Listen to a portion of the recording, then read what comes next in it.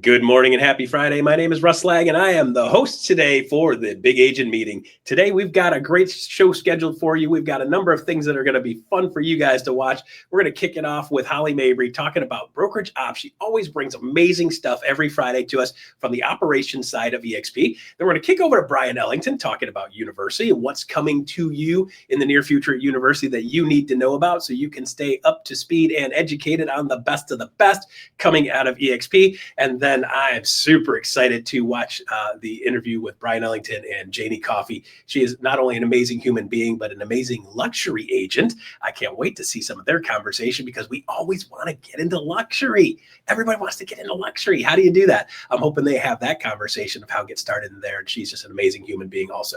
So to kick off today, I'm going to start off with Market Minute like we do every Friday. And today I want to talk to you about something interesting. I'm a real estate guy, but I know a little bit about mortgage stuff too, because as a real estate guy, mortgage is part of our business. So what I want you guys to start thinking is how do I make sure that I am a well-rounded real estate agent? Part of that is understanding basics of mortgage. Now, there's something I want you guys to do that people in the mortgage industry aren't that great at, and it's telling people the story of what's going on with mortgage. I'm going to show you briefly how I used to have conversations with people when they ask me about mortgage stuff. It doesn't happen as often anymore. However, it does still happen with families so far. They're like, what's going on in mortgage rates? And we hear a lot about mortgage rates, right? This is how I communicate what's going on today, okay? So this is actual, factual, real stuff, real numbers, real metrics, okay? So let's just talk about mortgage rates. You'll hear people say, hey, Russ, did you see the mortgage rates went down again? They were up and around 7.1 or so, 7.1, 7.2, and now they're down in the 6.6-ish or so. So what I did is I actually rounded down to 7 and 6.5 because it'll be easier math for you and me and easier round numbers, okay? So when somebody says something like, I saw interest rates dropped a little bit, I said, you know what? Actually, they have over the last month or so. They've dropped from 7 to 6.5. They've dropped about 0.5%. Funny enough, my buddy Jason Sprague, who's a mortgage guy with Success Mortgage here local, one of my favorite dudes, been around him forever. He told me the other day he got a VA deal at 100% financing, and I think he said Mississippi for 5.8% for a VA deal. And I was like, hey, we got to talk about this mortgage stuff again. Okay, so start asking around and start keeping up to speed on what's going on with mortgage. So here's the deal. There are a bunch of buyers that have been sitting on the sideline because they're saying the interest rates are too high, the interest rates are too high, they're too high. And what happens is then the mortgage people come on and they go, well, interest rates dropped by 0.5%.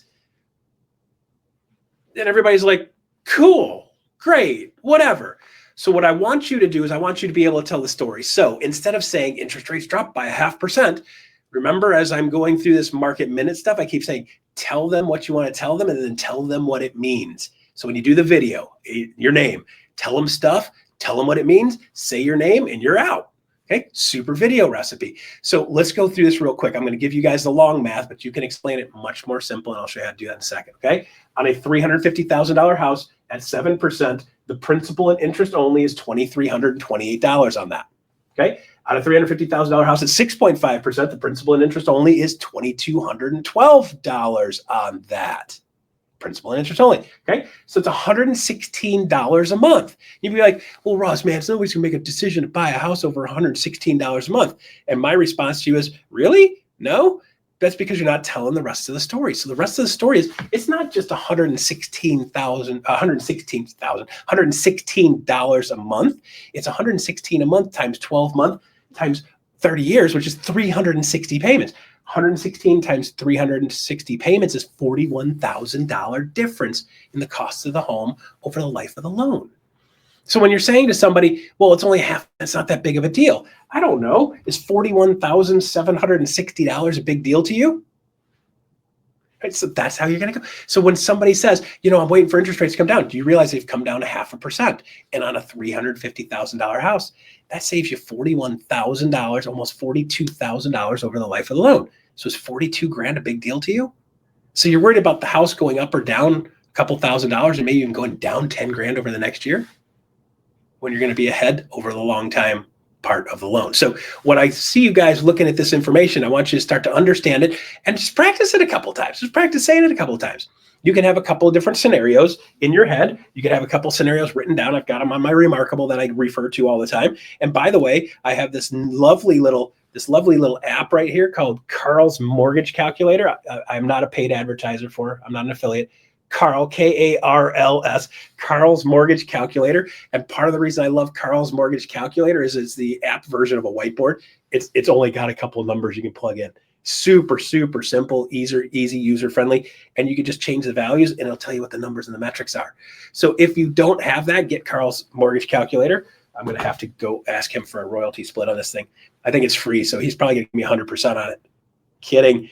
Anyway, so grab that calculator, start running some of these things, understand what a 0.5% means. And by the way, guys, if this number's 700 in your market, Northern Colorado, Northern Denver right now, $710,000 average sales price, median sales price, that doubles this, okay? It's an $84,000, $85,000 difference over the life of a loan on a $700,000 house. So when people are saying it's only 0.5%, that thing can really add up. So there you go. So there's my weekly. Easy for me to say. You guys ever stumble over words when you're live in front of a bunch of people? Don't worry about it. It's not going to end your world. It is no big deal. Just like, easy for me to say, move on. Okay, there's your market minute for Friday, big agent meeting. Let's kick it over to Ian Wheatley with KGCI Radio. What you got for us, Ian? Hey, thanks for popping by. We are coming into the final day of a pretty busy week here at KGCI Real Estate On Air. We're going to be coming into a special edition of the Friday Focus immediately following today's big agent meeting. We're going to be talking about your CRM, specifically what you need to be doing to track, nurture, and convert leads at a high level. We are kicking it off with a replay of Tuesday's Real Estate On Air Live, where I was joined by Sarah Delancig, who does the Keeping It Real Estate segment over at the Agent Power Huddle YouTube channel. She's an ISA, inside sales agent. And we got her unique perspective on how real estate agents should be using their CRM. We cover a lot of ground, from the basic setup of lead classification all the way to how to effectively leverage AI and automations to keep your touches value-packed and simple to systematize, okay? We wrap that up and roll into the Friday Focus, which is led off by Sarah going even deeper into the conversation that we had with some of the advanced tactics, okay? If you're a college grad, if Sarah and I's conversation was that 101 or 201, think of this as that upper division undergrad class, okay? You'll want to know what we covered in our conversation to get the most out of her special session, okay? And since it is the Friday Focus, the entire day is dedicated to CRM strategies and tactics, all centered around tracking and nurturing and converting leads. And since we're KGCI Real Estate On Air, all of it will be available for you before the end of the day today, wherever you're listening to podcasts. So you can listen on your time. Just don't forget to subscribe wherever you're listening to podcasts. Now, you can do all that by scanning the QR code on your screen right now, or better yet, download the Real Estate On Air mobile app for iPhone and Android. More than 1,000 agents are using it to listen in the car or have immediate access to 1,600 plus podcast episodes covering all things real estate. So if you haven't yet, download the app and stay ahead today with KGCI Real Estate On Air. All right. Thank you very much, Ian Wheatley. And by the way, Sarah Delancig, absolute rock star, freaking amazing human being, doing great stuff in the inside sales agent side, like the driving the back end of part of the thing to get to the people that point to where they're ready to say yes. She's doing all that stuff, and just an amazing human being also. One of my favorites. She's just a peach. All right. So there you go. Next up, we have the one and only Holly Mabery with our brokerage operation. She's got an update for you guys on what's going on brokerage operation side. Holly, take it away. EXP, and thank you so very much, Russ. I love getting to be a part of the big agent meeting and bring you market insights and what's going on around the nation to help you build your business. And today we've got some things because we're seeing some creativity in the market. And so I thought I would give you some tools to use as you're meeting with your buyers and sellers. So how about this? As we look at market insights, what's so important to me is making sure you are the best prepared when you go to meet with a buyer and seller anywhere we are. And so wraps and subject to, it's kind of a crazy thing. There was a time and place back in the day that we saw a lot of these. And so with what's going on in the market today, interest rates are riding a little bit higher. Yeah, they've come down in the last few days, but previously they've been high. We've seen some folks actually getting creative and saying, okay, what if we assume your lower interest rate? What if we assume taking over mortgage payments that you were making, and we'll go ahead and just wrap around your current mortgage, pay your mortgage, but we're not really qualifying. We wanted to make sure that you, as one of our practitioners, are going out into the market, having a great conversation with your sellers and buyers. So subject to mortgage basically means you're transferring title. Everything is wrapped around the seller's original mortgage and that payment, and the buyer is going to take responsibility for making the payments, sometimes directly to the lender. You can already hear the red flags going off. Now, a wrap, very similar. The seller is going to continue to have their loan, but the buyer's making payments to the seller, and then the seller makes the payments. The seller's maintaining responsibility for the original mortgage. Now, this is what's so hard. These terms are often used interchangeably.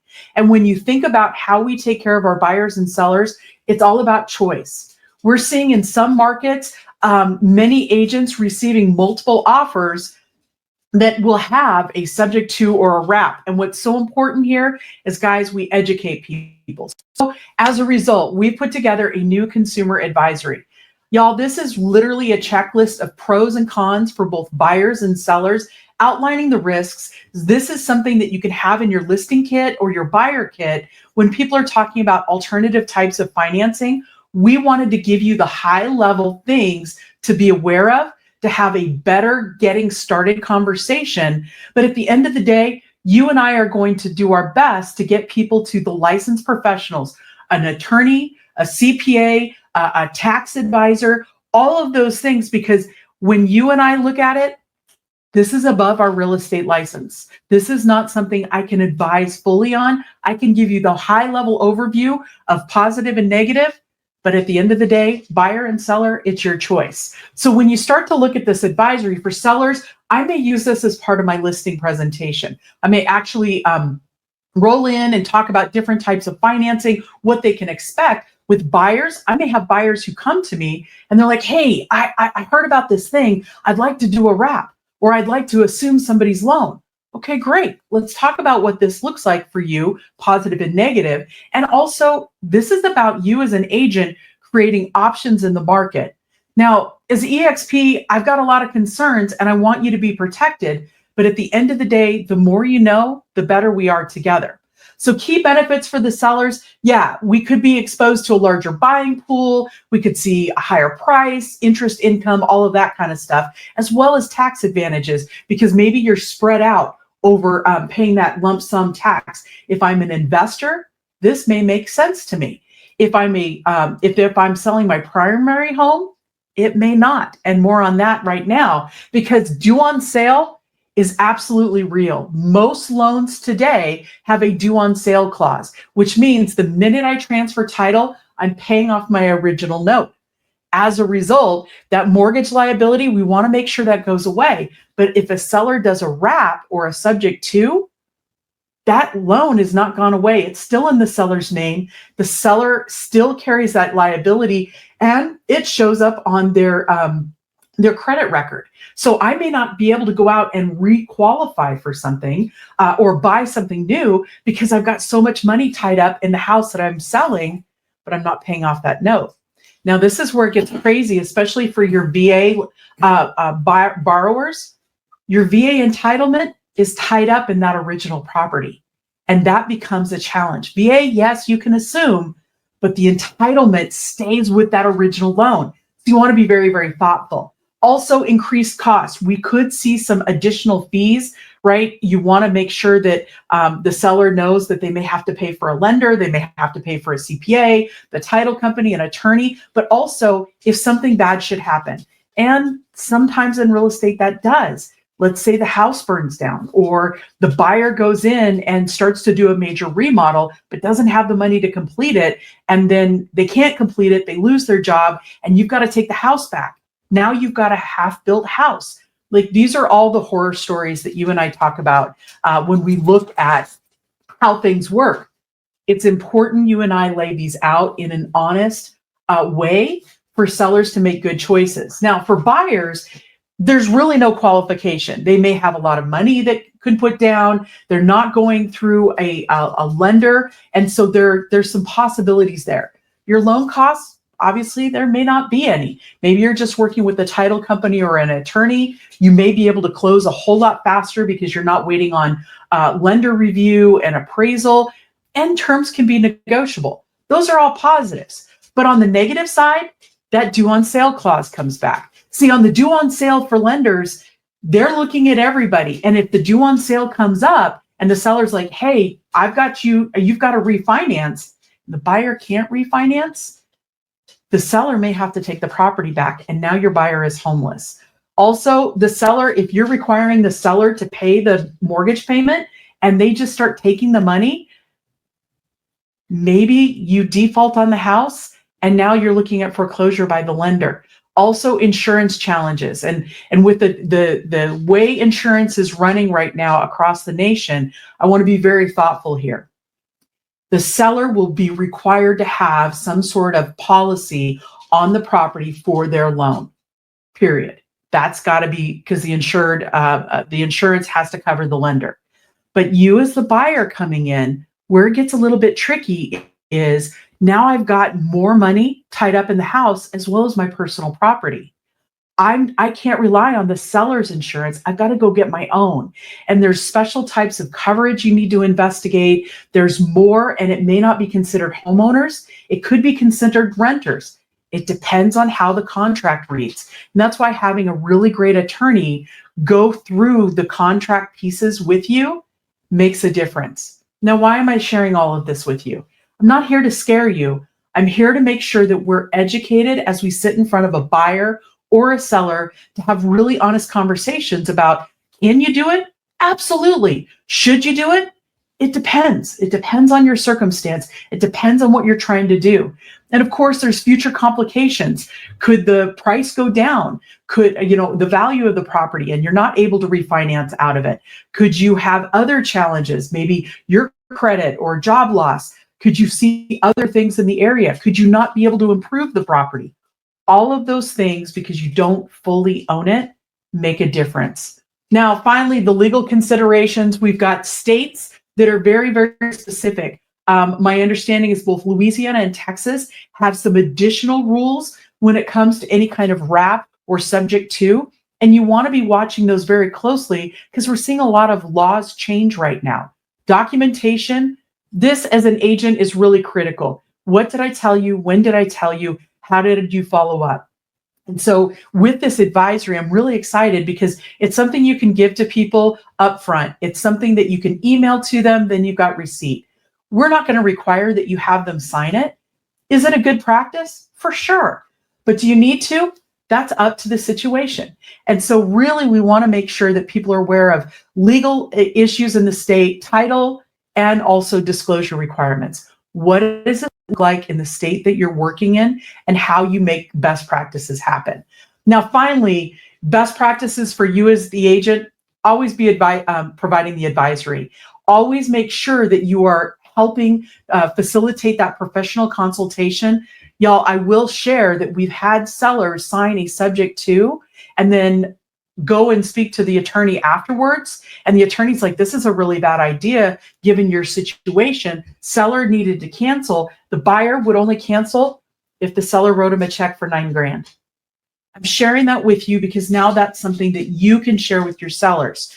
Go ahead and make that call ahead of time before you negotiate the offer. It's not incumbent on you to take it on. And then at the end of the day, you and I as realtors, we're going to present all offers as we receive them, and we're going to give the facts. The seller and the buyer ultimately make the final decision. It's their choice, but we're going to give them guidance as what could be done, how they should do it, and where to go from next. Now, this is what I'm really excited about. We just rolled out this document. It literally is on its way to SkySlope, and it will be in your SkySlope in about 2 weeks. All of your state brokers will have this. It will be here, and we will be putting it out in all of the state newsletters. We want to make sure you're the best prepared professional as you head out into the marketplace. And we know there's creativity. So we're here to help and always be building your business. Thank you guys so much and have a great weekend. All right, there you go. Holly Mabery, always bringing value across the board and making sure you guys are knowledgeable and protected. So I absolutely love that. All right, Bryon Ellington, why don't you jump on in here? University, my man, as usual. Hey, good morning, Russ. How are you? I'm doing good. Chief Learning Officer. Man, it sounds like you're going to arrest me for something. What's going on, man? Like, I didn't read a book that fast, officer, I swear. Happy Friday to you, brother. Hey, I read this quote the other day, Maxwell Maltz, and what he said was, you'll never outperform your self-image. Right. You'll never outperform your self-image. That's strong. Well, so most agents don't fail in this industry because of leads or market conditions. They fail because they still see themselves as, just another agent instead of as a business owner and an expert. And if you don't believe you're worth higher commissions, bigger listings, being able to get into the luxury market, stronger client commitments, your results are going to reflect that belief, friends. So if you want to elevate your mindset, sharpen your skills, and really step into your full potential, overcome this sort of self-imposed limitations, and create the business that you truly want, eXp University can help you with that. So we've got some things coming up next week I'd love to share. First off, I've got my eXpCon t-shirt here. eXpCon Montreal coming up at the end of this month, beginning of April. 30 breakout sessions, mastermind certifications, amazing keynote speakers, and some fun parties as well. That's going to be in Montreal in April, early April. So please do join us for that. You can get your tickets. Go to eXp Montreal on your Google, and you'll find us. I'm there. Today, I'll see you there. I'll see you there as well, friend. I'm looking forward to it. My beautiful wife is even going to join me. So today at 1 p.m. Eastern, we have our monthly Expand virtual mastermind. If you're not part of Expand Investing with Brendan Brittingham, you want to go to expelevatecoaching.com. Thank you. And then on Monday, we've got Level Up with the amazing Brian Moses. He's going to come talk about how to overcome buyer challenges, secure loyalty, and really scale your business. And then on Tuesday, we've got our friend Steve Johnstone. He's going to be talking about referral mastery, client parties, B2B meetings, and advocate lunches, which is kind of cool. And then also on Tuesday, I've been looking forward to this for like months since Renee Rodriguez told me about this. So Renee Rodriguez does Amplify EXP with us, right? You can check that out at Elevate Coaching. His guest next Tuesday is going to be Neil Ford. That's F-O-A-R-D. And I spell it because if you've not seen Neil speak before, he is a master of storytelling. And so Renee's having him on Amplify EXP to talk about personal branding and storytelling. And by the way, while you're checking out Neil, if you've not checked out Renee's socials, Renee Rodriguez, they're amazing too. But do get involved in Amplify EXP. Wednesday, our guest today, Janie, is going to be kicking off the next round of luxury sales success, and we'll talk more about that in just a little bit. Thursday, I hear tell you're going to be dominating masterclass for us. There you go. What are you talking about on your masterclass? You want to give yourself a shameless plug real quick? Yeah. Okay. So I don't know if you guys have met me. I do pretty much everything a little bit weird, and I have my own style, my own vibe, and my own way of doing pretty much everything. And you'd be surprised to know that the way I do a listing appointment and have done listing appointments for 20 years became very, very different. I got to learn how to do a listing appointment in Tampa in 2006 and 7 when I would sit with sellers and say, okay, you think your house is worth 300 grand? It's actually worth 2. And then they screw around for 5 weeks and now it's worth 175. And then they mess around a couple more weeks and it's worth 165. I mean, that's the market I got to learn how to do listing appointments in. So you can imagine the skill set is a little bit different. But what I found is people have certain things that they want to talk about.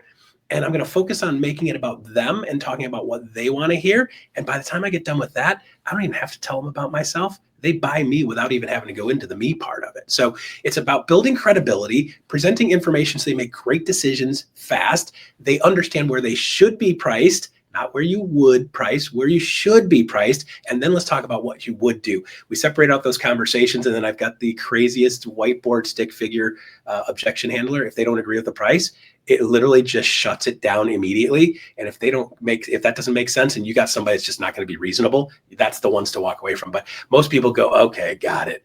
And then they end up listing the price at the house at the right price. And we got a lot of that going on right now. So it's a ton of fun. I enjoy the heck out of teaching it. And it's been a while since I taught it. So thank you for letting me. Yeah, I hope at least all the agents in Austin tune in, because we could all use that, man. That's awesome. But I know Austin is not isolated. So awesome for doing that. Thank you. And then also on Friday, next Friday on the Big Agent Meeting, if you have enough qualified hot leads, please do not watch the Big Agent Meeting. But if you do not, then please do. We've got Cindy Nixon with revenues coming on to share about some of the referral programs, relocation programs, and how to generate hot leads through eXp. That's going to be a cool show. So check that out. And then also next Friday, we're dropping the Lab podcast with Kunal Seth of the Seth Brothers in Houston. We had a fantastic conversation where he's going to share all about how to build a business pipeline so that you have stability in your business. So be sure to check that out. But today, Russ, I have my friend Janie Coffey coming to join me. So if you will forgive us, we'll be back to you. We'll be gentle with the show in the meantime, I promise. And I'll turn it back over to you in just a little bit. See you in a couple. All right. Hey, good morning, Janie. How are you? Hi, Bryon. How are you? I'm doing great. So, Janie, briefly, would you mind just sharing a little bit for folks who haven't yet gotten to meet you? How did you get to where you are in real estate and in luxury? Yeah. So 20 years. This is my 20th year in the business. Congratulations. In residential sales, I had kind of residential sales aligned businesses before. I'm a general contractor, and I've been in general contracting, building, all of that side of the business since college. So 20 years licensed, 19 years licensed as a broker and a broker associate. I was, really ambitious and got my broker's license at a year and a day, opened a small boutique brokerage in Miami, kept that open bricks and mortar through the entire recession. That's basically when I got my license, 2005. A great time, and I don't regret it at all because I learned so much. I think just like Russ was mentioning, you really learn a lot of great tools in the ups and the downs of the market. 5 years in, Sotheby's came to town in Miami. I fell in love with that brand, joined that brand as an agent, became an executive, worked my way up to be the executive vice president of a very, very large Sotheby's franchise. And I did that for about 5 years. Ended up becoming a founding agent at Compass. I was with Compass for 3 years, and then I joined eXp 3.5, coming up on 4 years ago. We did not have a luxury division. Everybody was like, what are you going to do? We still had that outdated logo and everything like that didn't feel very luxury either. But you know what? Everything went great. 2 years in, we developed the luxury division here at eXp. I'm the co-chair of the luxury division, along with 4 other amazing people and amazing staff people. And I've spent a lot of this time also working with agents in a training and coaching capacity about how to get into luxury, and having the background as an owner broker, a top producing solo agent, team leader, management. I kind of pulled all those things in, and that's what I hope to share with people about luxury, because I've talked to so many agents from so many different brokerages, so many parts of the world. I have a lot of experiences that I pull together, not just my own. Yeah. And well, speaking of your own experience, I'm curious, were you always a luxury agent, or did you get into that later in your career? Yeah, no, so I was not. Very few people go right from real estate school into luxury, but it can happen, and I've seen it happen, so I don't want to discourage people from that. It's just not the typical path. I was in a higher end community, Coral Gables, Florida, which is a sub-community of Miami. So the properties were already, even the average price properties were already nice. But I did that. I specialize in historic properties down there, which I still specialize in now. I'm in St. Augustine, and just built my way up through connections. And then finally somebody who I had made a connection with needed me to help sell their parents' place, which was a luxury home. And that just kind of got it going. And then joining Sotheby's actually, gave me a lot of experience and a lot of understanding that everybody has access to. It's not just at that brand, but since I had my own brokerage at the time, I didn't have any other exposure to that. So it's possible for everybody. All it is additional skills and knowledge. That's it. Well, yeah, and I suspect too, first comes the mindset piece of it, because I think a lot of agents, I'll use the phrase imposter syndrome. I know that gets overused, but I think they do have that kind of fear and doubt. In your experience, having trained and coached so many agents in the luxury space, what are the most common fears and doubts that you see agents struggle with, that if they could just get over that, they'd be able to raise their price point a lot sooner in their careers? Yeah, there's three main things, and you use the term mind trash, I think, which I love, because people hold themselves back far more than the buyers and sellers would hold them back from raising their average sales price. And I hear it all the time. I've heard it for 20 years. I don't belong to that country club, or I wasn't born with a silver spoon in my mouth, or my spouse or my parents aren't this, I didn't go to this university, I don't drive this car, or I don't live in this community, or I don't belong to this board, or I have an accent. You hear that a lot. I have an accent. And none of that matters. I have stories, verifiable proof of very, very successful luxury agents from all backgrounds of life who have become very good and successful luxury agents. None of those things mattered, because like you said, whatever you said earlier was perfect. You rise to the level of who you think you are, and that's it. So that's something that holds people back a lot, is just their own mindset. The other thing that holds them back often is they think, luxury properties, especially on the listing side, are going to be more expensive to list. They take longer on the market. More of them expire. A lot of that is true. You just make your business plan around that. Just like you make your business plan around, I'm going to sell X amount of properties. I intend to convert X amount of listing appointments. X amount of my listings are going to sell. X amount is going to be my expense ratio. You just bake that all in there. So those are true. But when you put the same metrics and the same conversion ratios as luxury sales versus, say, your bread and butter sales, then you're not stressed if you don't get a listing, or you're not stressed if a listing doesn't sell, because you've kind of already baked that into your business model.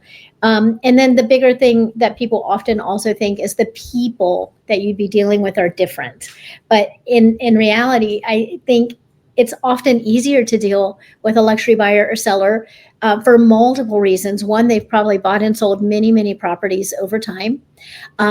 Two, this isn't necessarily like the biggest transaction of their life, so they're not like, on edge about everything. They're seasoned. Three, they have so much else often going on in their life that you're letting you be the professional and handle the transaction, rather than being obsessed with it and, texting and calling you at 10, 11, 12 o'clock at night because, what if I don't get insurance, or all the things that come up. So at the end of the day, luxury buyers and sellers are just regular people, just like us. Their piggy banks might look a little different than ours, but they're just regular people. They have pets to take care of. They have households to run. They have businesses. They have errands to run, all those things. And normally I find easier to deal with, especially than, like, say, a first-time home buyer who's like panicked about everything. So. Yeah, you're absolutely right. A lot of, I feel like I got into this business to become an educator, and somewhere along the way, I realized I had to become partly a psychotherapist to help agents deal with that head trash that we all have. I mean, we do. It's part of the human condition. But I love your point, is the world is the world, luxury is luxury. So how do you work around that, right? And how do you make sure that you understand those guardrails and then get into it? So I'm curious then, because there are some differences of luxury clients, right? It's not that made up, they're going to be snobby Thurston Howell the third and look down on us kind of stuff. I think I just dated myself with that one, but anyways, but what do luxury clients want above and beyond ordinary clients on the buy side or sell side, and how can we deliver that? First and foremost, they're looking for high level professionalism. And that means your stuff, contracts, the market that you're working in, you're a good negotiator, you really know your stuff. You're not trying to figure out contracts. You're not,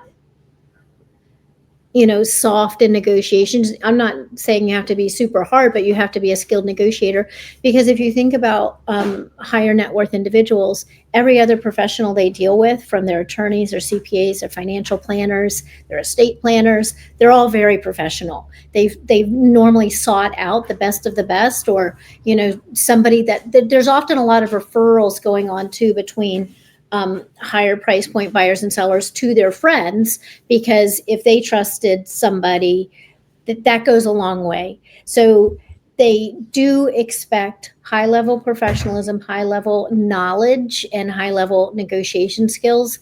And then I would just say, in general, a 5-star experience, whether that's on the buy side or the sell side. You do have to up your game, a lot of times, and make sure that everything is dialed in and your communication is smooth and on point. And just, if you imagine, again, that they would go to a really great CPA to do their taxes, that's what they're going to expect from their real estate professional as well. Yeah. And I know in the coaching program, you dive deep into that. By the way, guys and gals, on Instagram Live on Monday, is it 12:45 Eastern? Eastern, yes. Yeah. 12:45 Eastern, you're going to be on Instagram Live answering all your questions. So if you're curious about what Janie just said and, okay, how do I do that? Come on Instagram Live and she'll answer as many questions as she can. And then, of course, you've got the coaching program starting on Wednesday where you dive deep into that. So question for you. So now we understand a little bit more what these individuals are looking for. How do I meet these folks? What are some good lead generation strategies for luxury buyers or sellers? Yeah, so I love that question, because a lot of people, going back to what I said earlier, a lot of people think, oh, I need to belong to that certain club, or I need to be on the board of this, charitable foundation or something like that. And I need to golf at this golf club. You don't need to do any of those things. Even a person without a luxury sphere, without a known name, can get into luxury real estate. So on the listing side, of course, luxury expireds is a huge opportunity, because they've already tried who they think is, the top person, and that didn't work. So now they're open to other people. So luxury expireds are huge, and you can prospect for them, or you can do mailing campaign for them. For sale by owners, at the top, the top 1% of the market, I don't think you're going to get a lot of for sale by owners. But in the top 10% of the market, say the 90th percentile, because the Institute of Luxury Home Marketing says that luxury starts at the top 10% of the market. So most people, if you look in your MLS and figure out what that is, you're going to be surprised. It's a lot closer to maybe what you're already doing than you think. So here in my market, it's around 750, 800, 900,000. So more like starter luxury, think move up communities, golf courses, things like that. Those folks might be doing for sale by owner. So that's a great way that you could introduce yourself, get to know them, maybe give them some tips and things like that, and still build a reputation.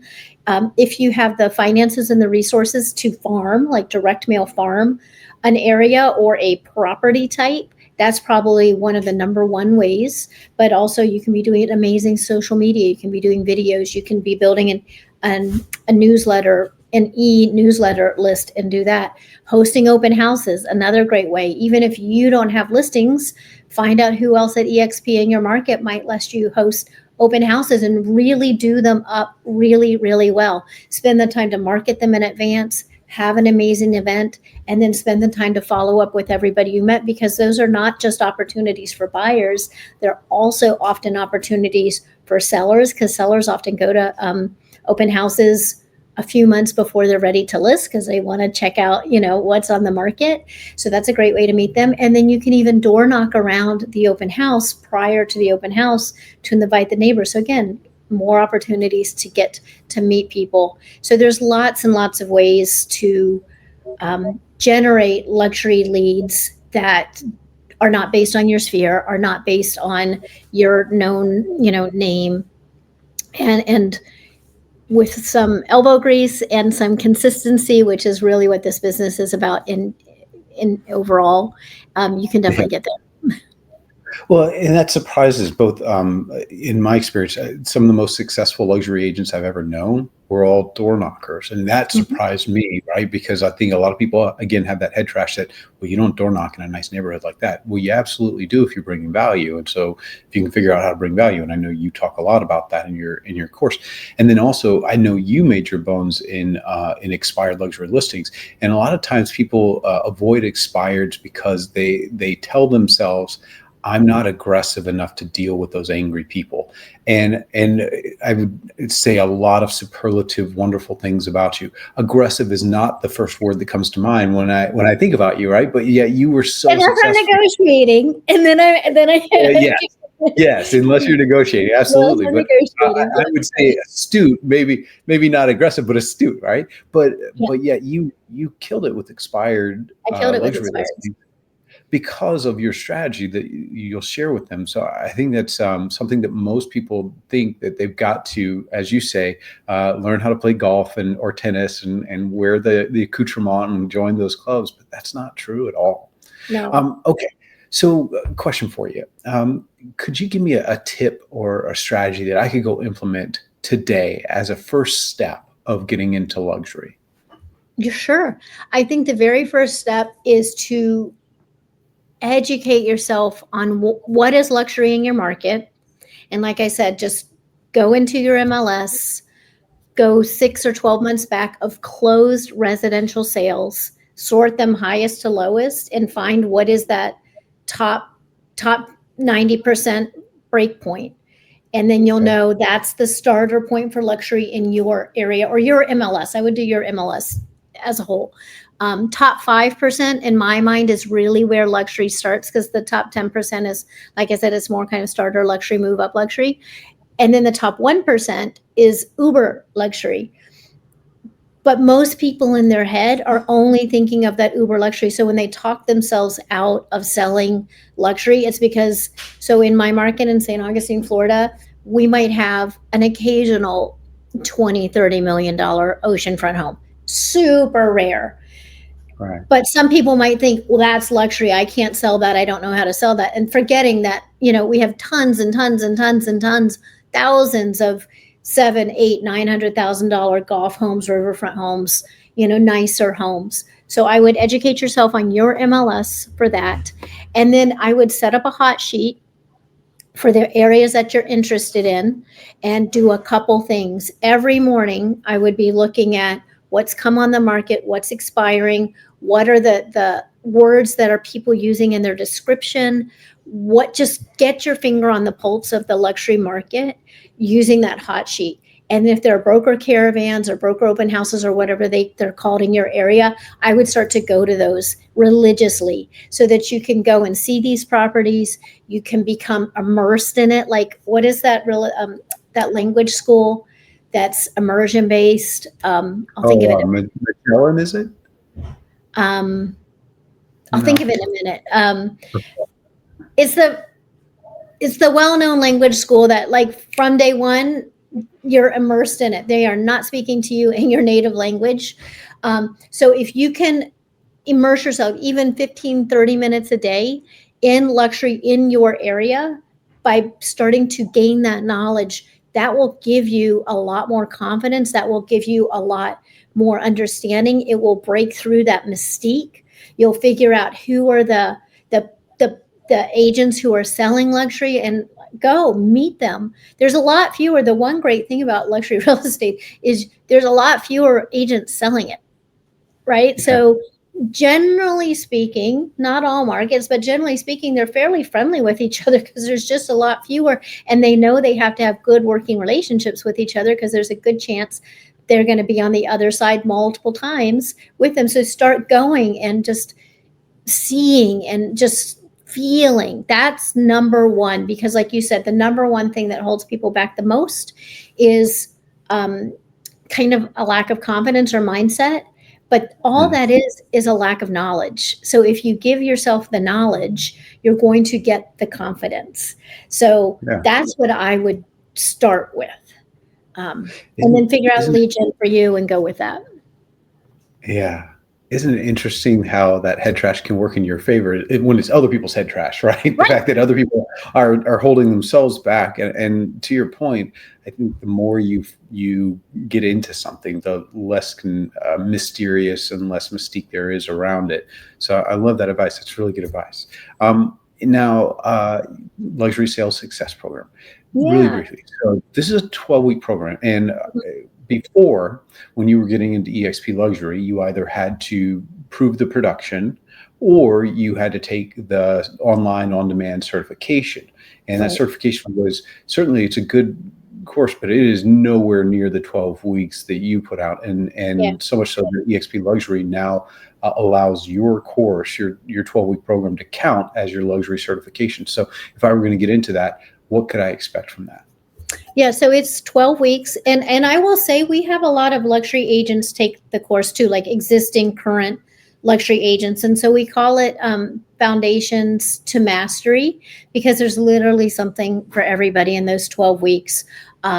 We cover mindset. And I'm actually moving that to session number 1 because so many people found value in that previously, but it was deeper in the course. So we're going to do mindset session number 1, but then we do each week of those 12 weeks, instead of building upon each other of one theme, we take one theme and go really deep for an hour around luxury through that. So one is on farming, one is on, hosting amazing open houses, one is on expireds, like you mentioned, one is on working with buyers. So we've taken it and done like a really deep dive into a topic. So there is something for everybody, regardless. We've had people 37 years in real estate, in luxury, who have taken the course. And then we've had brand new agents, brand new licensees taking the course. The one thing everybody says when they come out of it is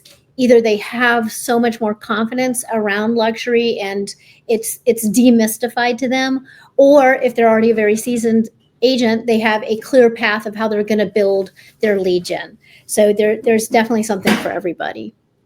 Awesome. And if you have questions, again, go on Instagram Live Monday at 12:45 Eastern, and Janie will be there to answer all your questions. And then join us Wednesday starting on March 19th for Luxury Sales Success. And there's the QR code. You can go to expelevatecoaching.com to learn more about that. Janie, as always, thanks so much for being here and sharing with us. We really appreciate it. All right. Happy Friday to you. And Russ, happy Friday to you, sir. Absolutely. Janie, amazing as usual. If you guys have not seen her full program, see it. It's worth every penny. Thank you. And by the way, the more you know, the more likely you are to see what you want in your world, in your existence. So get the knowledge first. And then when you have the conversations, it makes it 1,000 times easier. So start with here and the rest of it will take care of itself. See you guys. All right. Happy Friday, man.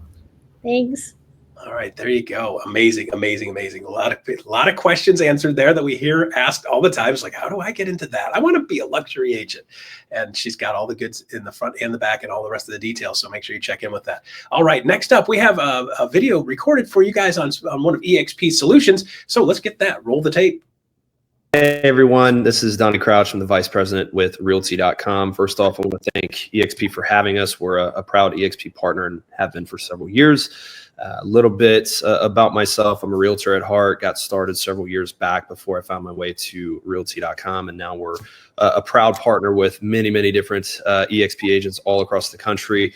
I've got 2 agents with me today who are both partnered with us in Miami, as well as Maryland, Virginia, and Pennsylvania. So I'd like to bring them on. Well, first question, Jonathan, I'll start with you.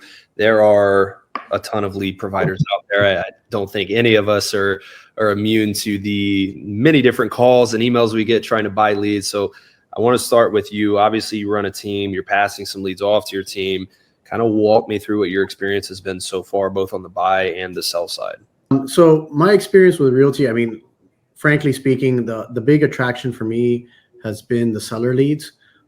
Obviously, listen, we all know that we all believe in list to last, and that's kind of one of the mantras in the industry. So when I came across you guys, I think it was like about 18 months ago now, right? That was a very intriguing opportunity, and because you were there at the forefront when I joined, and we had so much coming in on the buy side that having Realty be able to put us in front of these cash offer seller leads was a huge plus. And also the way that you all generate the leads to me was very important, because the fact that they come in with the forms and you're getting a little bit more. My issue with buy side leads, and obviously that's a whole other conversation, is you're getting a request to tour a specific property. You have no idea what's going on, and you have little insight aside from that. With your seller leads, I'm also able to get some information with certain tags that you all generate, which lets me know, are they curious? Is this more valuation or is this more immediate? Is there a hardship? And sometimes you even get a little bit of that. So you're able to, and granted, that's a lot of training on our part as the team leaders to bring that, to our agents and to make sure they're communicating it. But it allows you to tailor that conversation. So being able to get the seller leads has been huge. And for everybody watching that doesn't know a ton about Realty.com just yet, that's our main goal. There's a lot of lead providers out there to where the transaction or the relationship ends after I give you a name, phone number, and email, and that's just not our belief, really. What we're trying to hit is really 3 pillars, which is providing you with exclusive leads, coaching you on how to convert those lead opportunities, and then obviously our ISA live transfers, where we're actually helping you in nurturing those leads. Now, Abbas, we just had a call this morning talking about some things that we can change with your account. So I want to hear from your perspective as well, because you've worked with all of our coaches, you met our entire team, your experience from a support standpoint, because I think that's something that is oftentimes overlooked when it comes to leads. It's just give me the leads, give me the leads.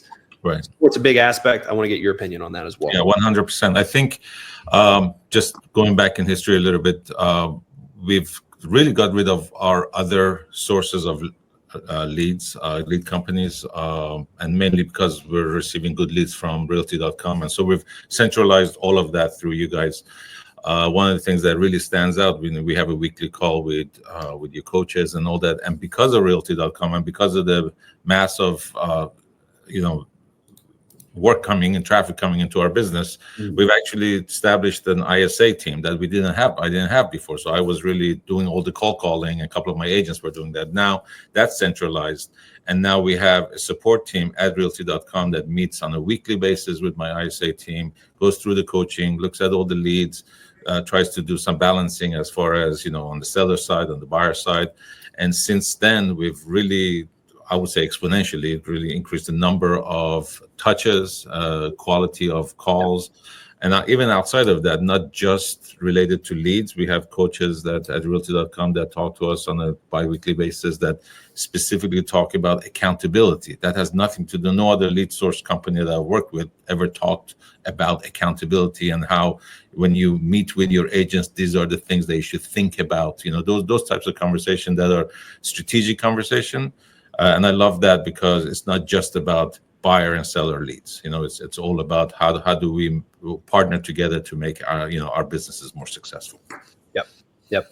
So last question for you guys. Obviously, both successful agents and successful team leaders. Not everybody runs a team of your guys' size. Not everybody has the kind of lead opportunities coming through. And so as a result, they don't have the experience when it comes to working online leads. I say it all the time when you're getting into anything. I don't care if you're door knocking. I don't care if you're cold calling FSBOs. You've got to look at it on a 6 to 12 month pipeline. You can't give something 30, 60, 90 days and expect any sort of return. And Jonathan, you kind of hit on that a little bit earlier today. So I want you guys, from your experience, whether it's a solo agent, team leader, whatever, to kind of give your best advice to an agent looking to get into lead gen, whether it's with us or any other form. Abbas, I'll start with you on this one. Well, give it time, patience. Donnie, you and I have talked about this, like who are these people that are coming to different leads companies that we're grabbing them and obviously transferring them to us as agents. So we really have to build a relationship with them. So just because you have someone's phone number and email and their interest, that doesn't mean they're ready to buy or sell tomorrow. So it's all about getting your foot in front of them, and then basically build a relationship. It takes time, 3 months, 6 months, a year. We're working with Donnie. Actually, I looked at this. We're looking at buyers that are back in July of last year. We're working with them right now. So it takes time. Just be patient. It will all work out, and it's all about relationships. And then that one person, obviously, through that one person, you'll have multiple referrals. I love you, but at some point, I may have too many referrals. We might say we might not need any more leads, but these leads are creating those referrals for us, which is awesome. Yep. That's awesome. One of the biggest things I think that stuck out to me, and on all of the coaching calls, I mean, I do some coaching and I work with a number of our partners to, adjust things within their accounts, is relationships. Right. And so from the automated campaigns that we have, from the coaching that we provide, it's all about building the relationship.